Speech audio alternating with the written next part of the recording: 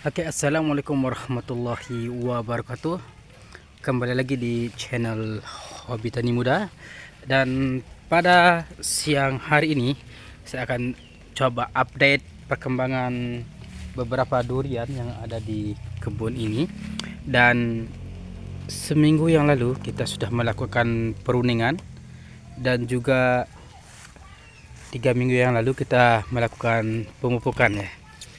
Dan kita lihat ini ya, ini adalah jenis durian musangking. Ini batangnya sudah cukup besar, dan ini kemarin bekas peruningannya. Ya, ini kita potong beberapa ranting tresier atau ranting ketiga ya. Dan kita bisa lihat perkembangannya ini cukup bagus. Dan sekarang durian ini sedang muncul terubus. Ini sedang muncul terubus. Tapi jika terlihat di sini ternyata ada penyakit kutu putih ya. Ini sedang terubus, dan begitu terubus langsung diserang oleh penyakit kutu putih. Dan sebentar lagi sebenarnya kita mau melakukan penyiraman hari ini, tapi ternyata baru sampai sini langsung diguyur hujan. Akhirnya kita tunda dulu penyiramannya. Oke. Ini ya. Ini duriannya cukup besar dan pertumbuhannya sangat bagus. Bisa dibilang pertumbuhannya ini sangat optimum ya. Ini usianya baru 2,5 tahun dari penanaman, tapi pertumbuhannya sudah sangat besar. Dan ini juga jenis durian yang saya ragu ini durian apa, karena ini bukan saya yang tanam, tapi durian ini sudah ada di sini. Dulu mau mati, tapi setelah saya bersihkan bawahnya ternyata tumbuh. Makanya ini jaraknya sangat dekat sekali, cuma 5 meter. Sangat dekat sekali, cuma 5 meter, karena saya kira ini dulu mau mati, tapi ternyata dia tumbuh. Bisa diselamatkan ternyata setelah dibersihkan bawahnya. Dan ini jenis durian musangking. Ini juga kita lakukan peruningan ekstrim karena terlalu banyak cabang V-nya. Akhirnya kita potong semua cabang-cabang V, dan kita sisakan cabang-cabang yang horizontal walaupun agak kecil. Kita potong saja ya yang cabang V-nya yang besar, dan kita sisakan seperti ini nih. Ini besar, ini kecil, tapi kita potong di situ karena terlalu bersaing dengan cabang utamanya, dengan pohon utamanya ya. Begitu juga dengan yang di atas itu ya.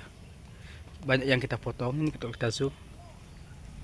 Ya, itu kelihatan nih, itu kita potong sehingga hanya cabang-cabang horizontal yang kita sisakan. Dan ini juga jenis pohon durian kane ya, Bangkok kane. Durian Bangkok kane. Ini juga kita kontrol pertumbuhannya. Ini kita mau coba kurangi dahannya ya, karena di sana itu terlalu rimbun. Nanti kita atur jarak dahannya. Ini coba ambil agak dari jauh. Tingginya sudah kita pangkas di pucuknya, potong pucuk sehingga pertumbuhan ke atasnya sudah berhenti. Tapi sudah mulai tumbuh lagi sepertinya di atas kecil-kecil, tapi sekarang dia fokus ke batang sekundernya dulu, pembesaran batang sekunder. Ya.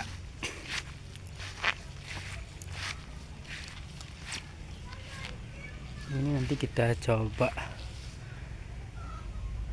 rapikan lagi ya batang-batang yang harus kita sisakan, yang jaraknya terlalu dekat ini kita kurangi ya, terutama yang kecil-kecil ya, biar tidak memakan terlalu banyak nutrisi.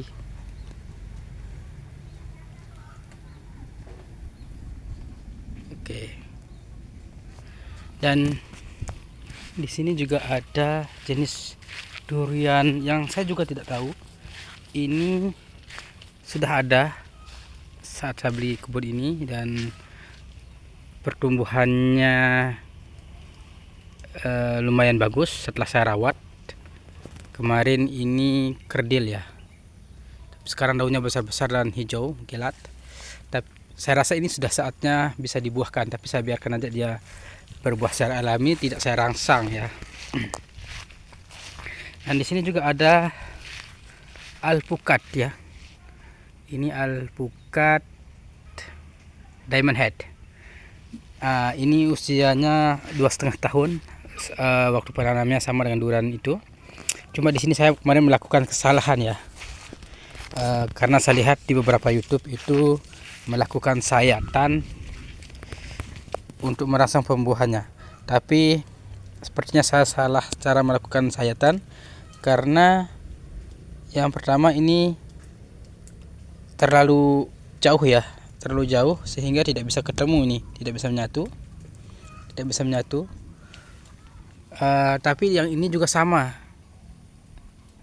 dia dekat tapi tidak bisa menyatu.